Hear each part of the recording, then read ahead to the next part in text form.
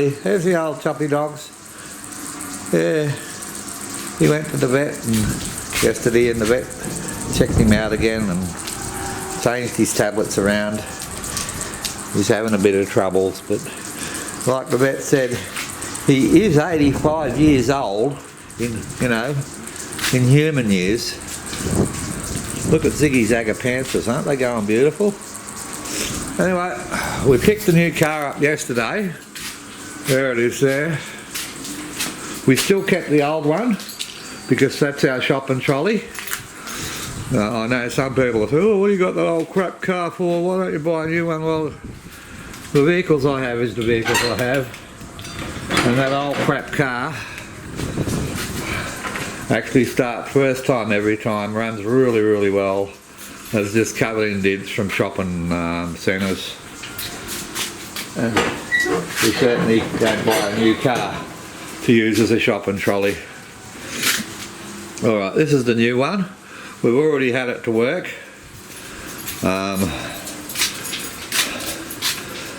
It's excellent. I'll show you the motor in a minute.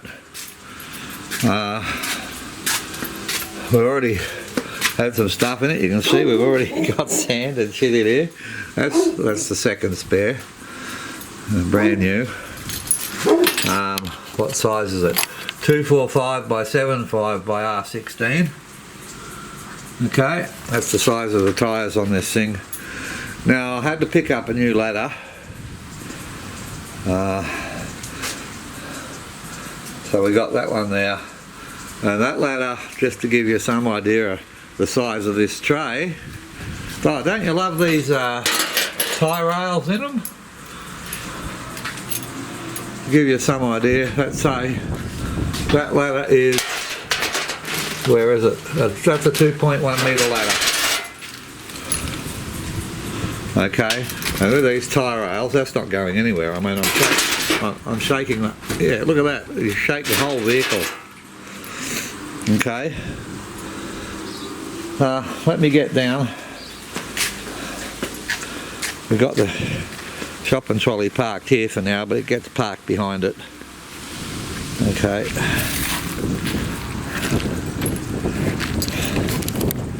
Now, Mahindra, they're a big surprise. For me, the amount of gear that's in them is awesome. So that's what it looks like. I got some better photos I'll attach. Alright, plenty of ground clearance, good springs with helper springs. 1,200 I think the load bed is in it. And we picked up some stuff and went over the weighbridge and we've unloaded it already. But I had 1.1 something in it. That's 1,100 and a few kilos of sand and stuff in there. And yeah, it settled down to the helper springs and drove really well. It wasn't like driving a wet sponge like most 1 tonne utes are when you put 1 tonne in them. It was brilliant. I've got to take that tow hitch off because people steal them. But the tow hitch is really well supported. Look at that.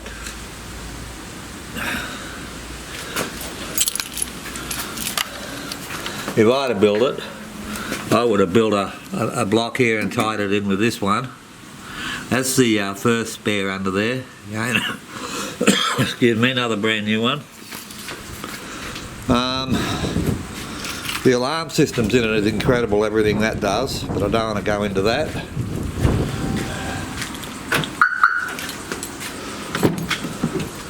Interior, like I say, we've been using it. I got these mud mats, okay, and that they got like an edge on them, and when they fill up with sand you just take them out and tip them out, rather than getting stuff on your carpet.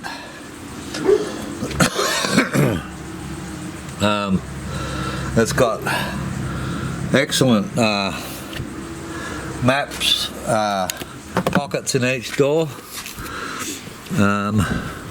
What have we done on it since we've had it? Hang on, let me put a key in. There we go. We've done 371 kilometres. Our last trip was 48.8 kilometres. Okay, let me open the bonnet.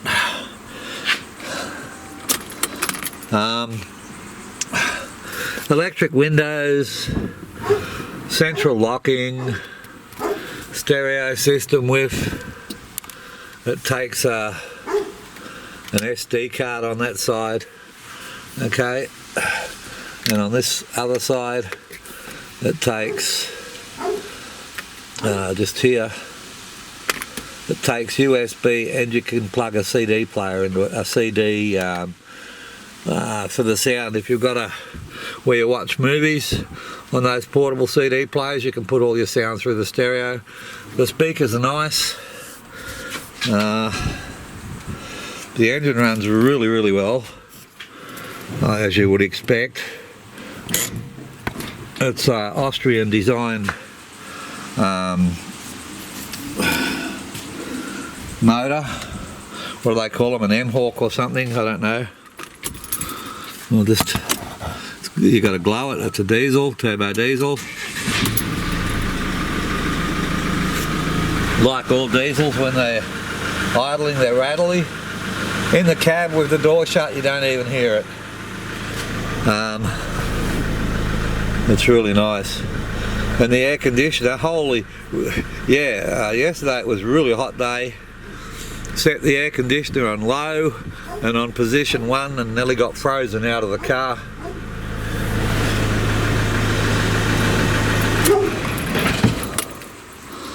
Alright, because I've had it window tinted and all that. It's not dark tinting. It's better. It stops the UV rays from going through and burning you. Well, I got these little windshield things put on there. Mirrors are full electric mirrors, adjustable. Well, actually adjustable right there on the pillar, both left and right.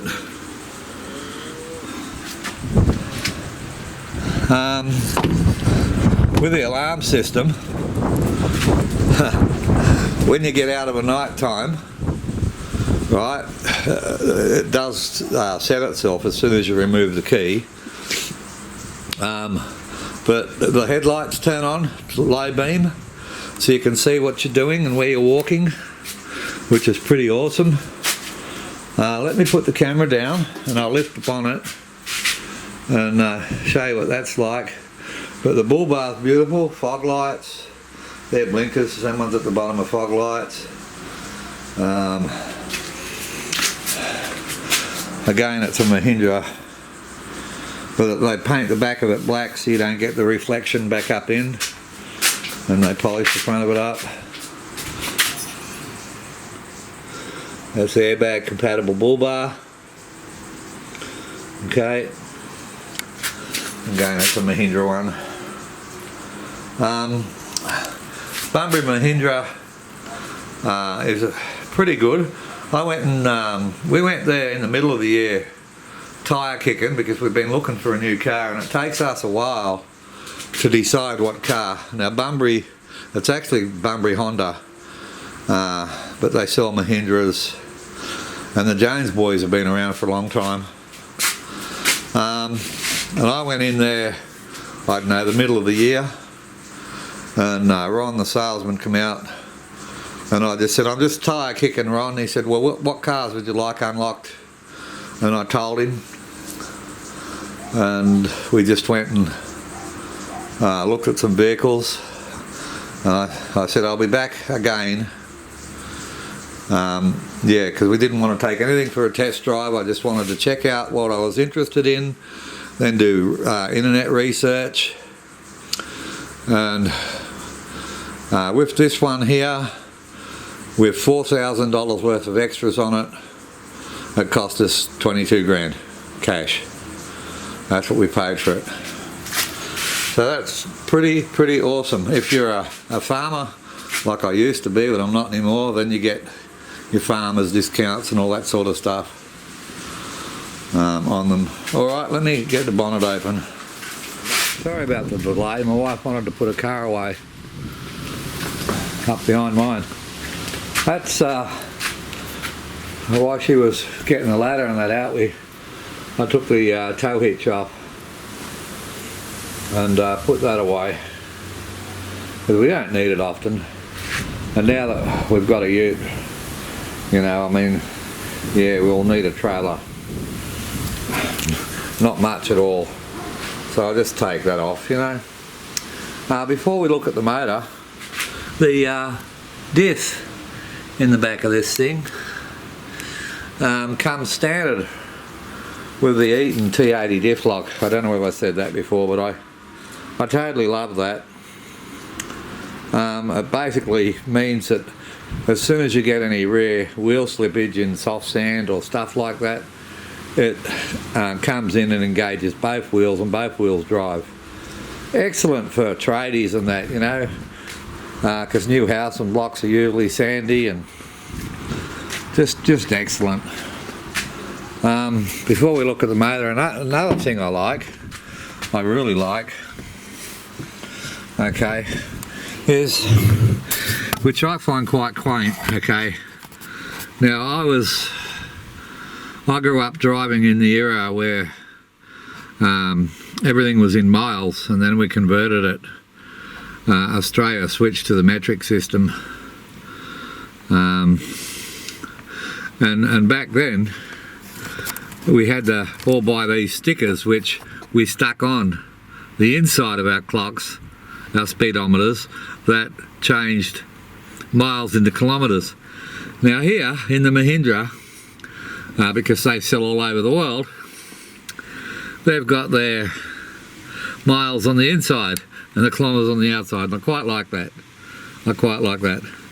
I don't know, I did a lot of research before I bought this car, like I mentioned, and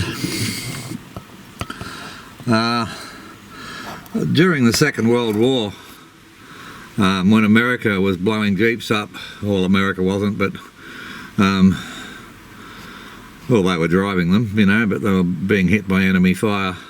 We're blowing Jeeps up faster than United States could build them, and Mahindra actually got the contract.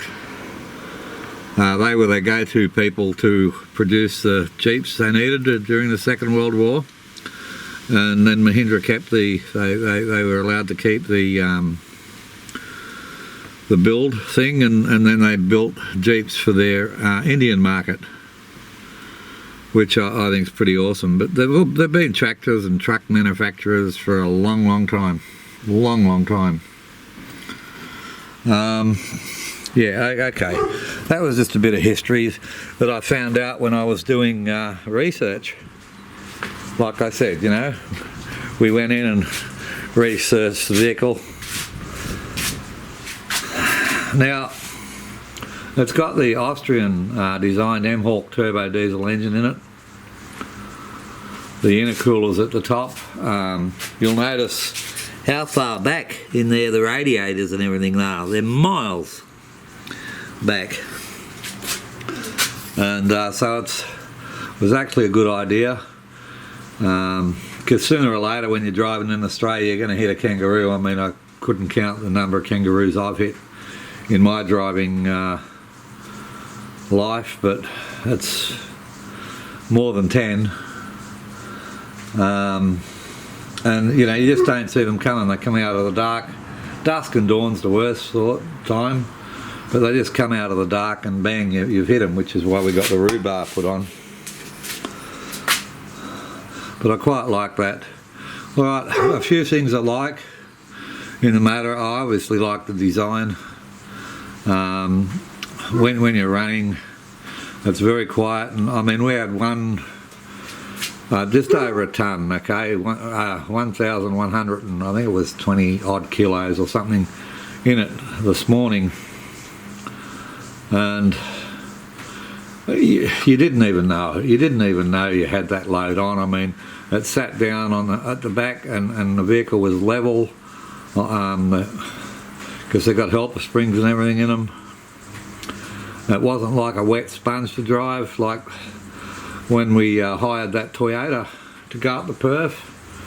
I made a video when we picked up the batteries and we had about the same weight on it, and it was a shock. It was dangerous to drive, and that was a so-called 1 ton ute, but it was literally like driving a wet sponge.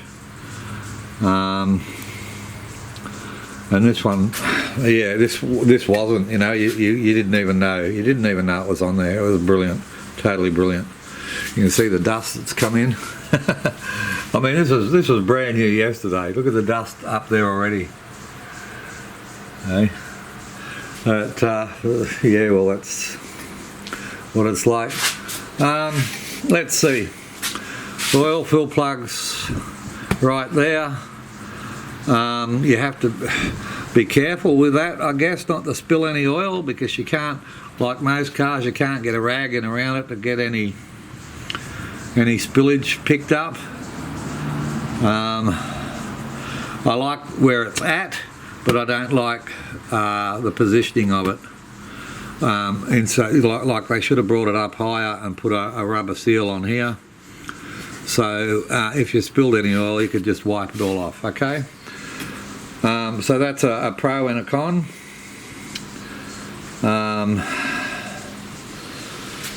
A big pro for me is the oil filter, which is also a fuel filter that filters the fuel, and it's also got a water filter in it. And if you get any water in your fuel, it's got a sensor in there and actually tells you that there's water in your fuel. I like that. The ABS braking system is brilliant, absolutely brilliant. I love it. This car stops really quick. I'm not a big fan of lead acid batteries, and any people that does a lot of country miles on washboard roads will tell you wet lead acid batteries are known to shake apart and leave you stranded in the middle of nowhere, so we'll be swapping that out for an AGM, because they don't fall apart on washboard roads. The radiator overflow tank is an easy fill. It's just here. Very easy fill. Alright, everything's easy. Your brakes, your clutch. I mean, you can see the edge of the car. It's just there. You don't even have to bend your back, which is great. The wiper washers, again, it's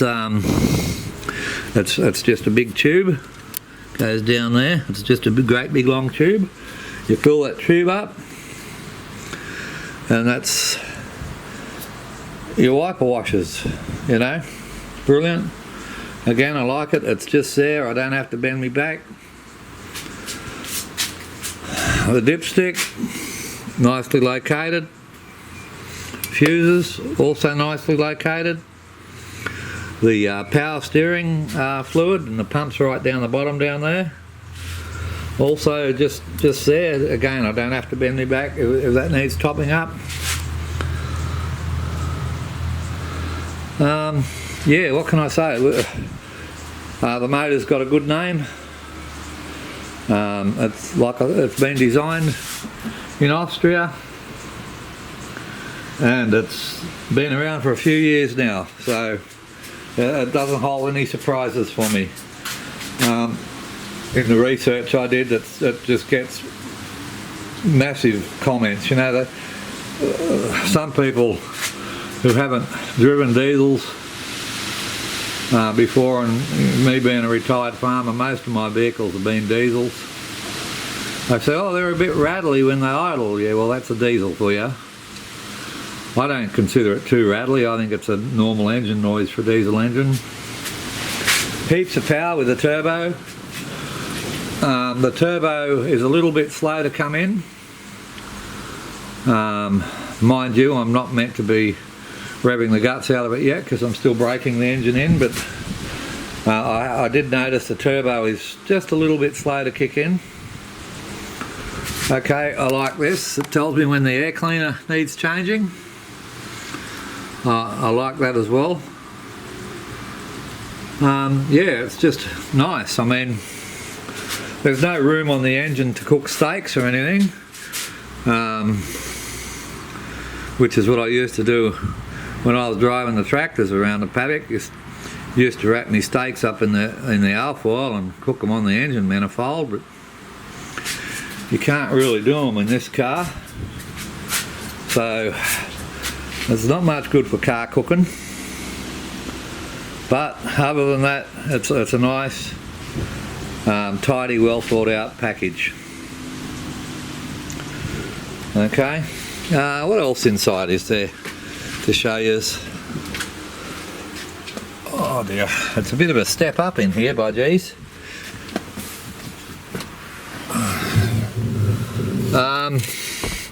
The radio, it's got a little door there.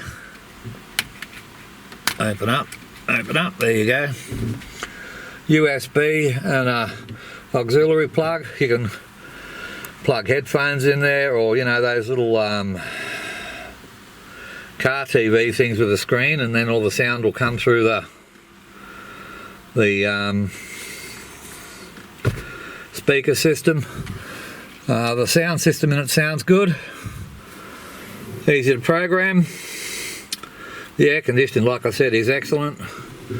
It comes standard with airbags. Hopefully I never have to find out how good they work. Comes with a kit,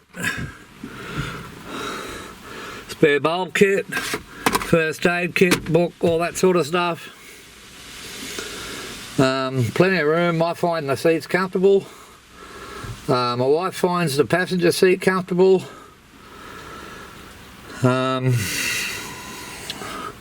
And when we go up to Perth next week, I've got to go up to the city.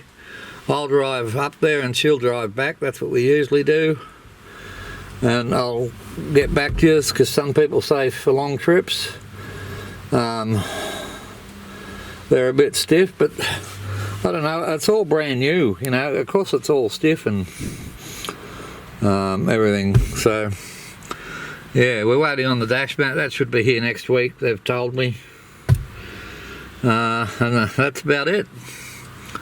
Oh yeah, up here in the console, the center console that's between us, I'm going to get some power up there. It's got this thing here that you can put sunglasses in or whatever. It's got individual map lights. It's a when you put the door light on, when you close the door, I'll just do that quickly. Hang on, I don't think I got it. Yeah, have I? The bonnet's open, it might not go off. But the light just slowly dims down. There it goes. I like that. The map lights, little map lights. Yeah.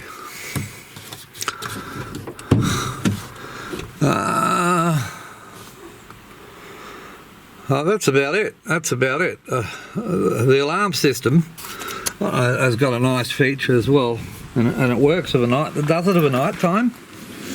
It knows when it's dark, and if you pull up and you stop your car, engage the alarms, the headlights will turn on low beam, and they'll stay on for, you know, a minute or so, and just light up so you can get in the gate and everything without being in the dark.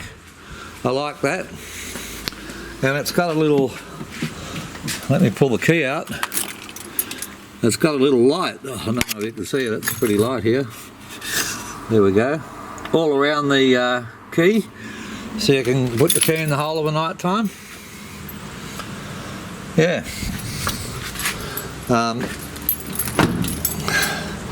I reckon it's pretty good for the money. Pretty good for the money. Alright, well, so that's it everyone. That's a look at her. I'll let you know how she goes. But if, yeah, what people are saying is anything to go by, they're pretty good, you know. I just don't like that battery. I'm not a big fan of wet lead acid batteries. They're the major cause of rust under the bonnet because they gas, hydrogen gas. Hydrogen gas rusts pretty quick. Any metal.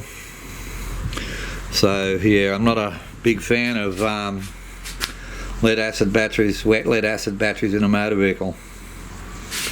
Alright, that's it. Hope you enjoyed the video. Quick look at our new car. Yeah, there are some cheaper ones on the market and cheaper brands, and there's a lot more expensive ones on the market. I just like that everything's alarmed in it, or it's all factory, you know. They open the bonnet and you're not here, the alarm goes off. They fiddle with the electronics, the alarm goes off. They try the doors, the alarm goes off. You bump it too hard, the alarm goes off. Yeah, just love it. Alright, keep safe everybody. Enjoy your day. Bye for now.